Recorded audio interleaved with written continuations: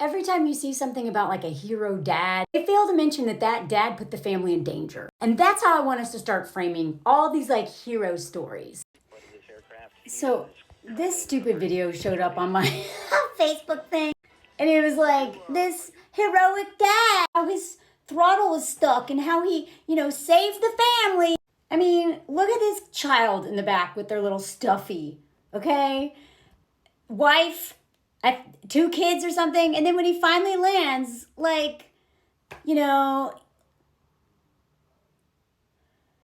a hero.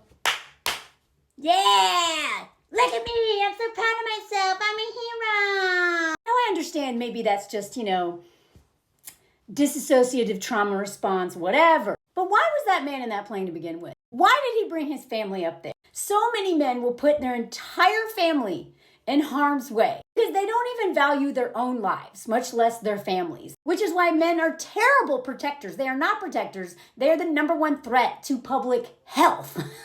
Women are the ones who've been protecting children and each other from men's stupidity, hubris, entitlement, violence, and all the things for a really long time. But because of toxic masculinity and the way it makes men so attached to this BS idea that they're provider and protector of their own self-interest and provider of nothing but stress and unpaid labor is what they are. This man, the comment section, other women in the comment section that I need y'all to stop praising men for saving the day when they caused that day to be dangerous to begin with. It's not just women, it's men too. I'm not crying, like everyone's like, oh my God, can you imagine that kind of pressure? Not only for yourself, but your precious family too. How precious was that family when he decided to put them in that plane? Somebody who really thought their family was precious and needed to be protected would have never put them in that situation. Nice landing, great job, blah, blah, blah. Men love this. Men love this story. But they will never look at the fact that it's men who put them in the situation where men had to be heroes. Wow, yay, he kept cool. He kept cool. Like the backside of a pillow. What? That's the dumbest. Ugh. Wow, great job, great job. Brilliant. And a husband and dad to be proud of. No, do not be proud of these men. Let's bring back shame, okay? I know that Brene Brown convinced all of us that shame is a bad thing, and I get her point and I agree with some of it, but no, shame is a good thing. We should be shaming these men instead of applauding them. In fact, the reason that they put their children and themselves in that situation to begin with is because they won't look at their shame. They won't deal with their shame. They're doing escapism and all this other crap to avoid any real feeling. So if they're going to be that reckless, shame on them. Nice work. What a legend. His fam's life at stake. Damn, so calm.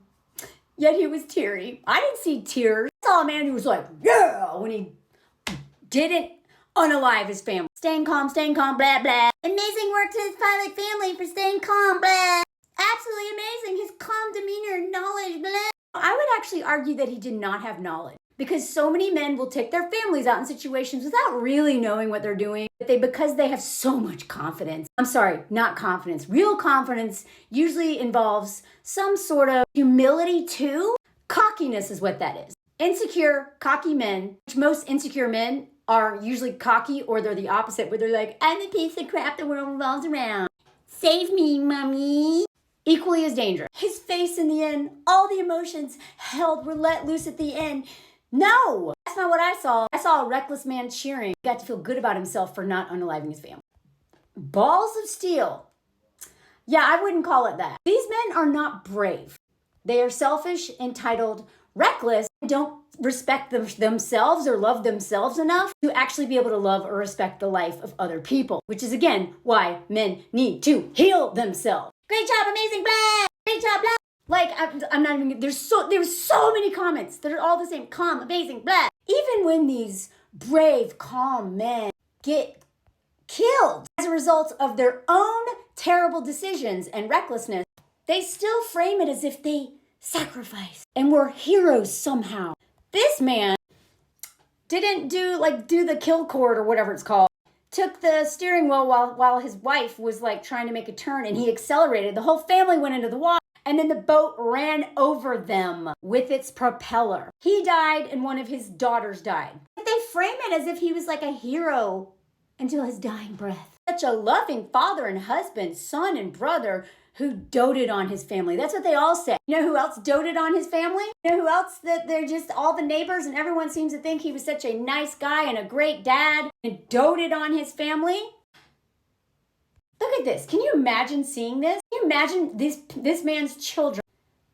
The propeller slashing its helpless victims and turning the water red with blood. This was the scene. His wife lost part of her leg. The boat's propeller chopped it off before killing her daughter and her husband. And it's all because she was making a turn and he took over the wheel and went fast and dumped them all in the water. Oh, but they'll always frame it as this was, he appears to have been out of character for him to do something like this, to be reckless. And it can't be established whether the wine he'd been drinking might cause any of this too. If you are a man on a boat and you have your entire family on that boat, including very small children, and you are drinking it all, you are a selfish prick. And I say this as somebody who, for a living, used to lead teenagers on like 4 and 5 day canoe trips down the Colorado River. And even though there was rattlesnakes and scorpions and all kinds of things, and there's risk of dehydration, and there even had like flash floods, like there's plenty of danger, okay? Plenty. Then you also have the accessibility part where, if a kid gets stung by a bee and he has an allergy, we gotta have an EpiPen right away. Like the distance to the hospital is like 2 hours by ambulance. All of those are so dangerous. And yet the one thing that we had to constantly be aware of is men boating. Always men. Drunk men in particular, but just men. The way they would come almost crash into our pod of canoes. Or, the kids would flip over because of the wake of these dudes. We would have to shine flashlights like, hey, you see us? So they didn't run right into us. Men are reckless. I have worked with men my entire life. I've worked with them in dangerous environments, and they are always more terrifying than any bear I've ever encountered, any animal at all, any weather element. It's men. And they will even put their very children in danger. Like this dude. Remember this dude? Now, can't prove whose idea this hike was, but this man had been getting into hiking. He was 45, his wife is 31. That age gap alone is going to create a power dynamic if it's an older man and a younger woman. And especially if it's a tech bro like this guy. And I don't know, allegedly a Burning Man bro, and just loved hiking and did the dumbest hike possible. Anybody who knows about the outdoors, like really respects the outdoors, would never take a dog, a wife, and a 1-year-old out in the desert with like no water. Like, on a super hot day, they all died. They're like, we don't know what happened. How did they die? They thought maybe it was some gas or like a poisonous algae. I don't know. They had all kinds of theories. I could have told you right away when I read this story. Reckless man. I have worked with so many reckless men who are professional guides and still reckless. So you're never going to convince me that some dad who has no experience in nature isn't going to be reckless as well. Remember the whole duck boat thing? 17 people killed because of the recklessness of men. 9 people in this family. 9. Can you imagine losing 9 of your family to the recklessness of white men? It's almost always white men doing this stuff in nature. I'm not going to say always, but if you look at statistics, one group of people who continually have more cockiness, hubris, lack of any kind of humility whatsoever, arrogance, entitlement, and selfishness, and individualistically minded instead of any form of community minded, it's going to be white men. Because white men have the most power under patriarchy and in this whole system, all these systems working together, and they think that they are gods and the king baby, and they're the men who make the best decisions.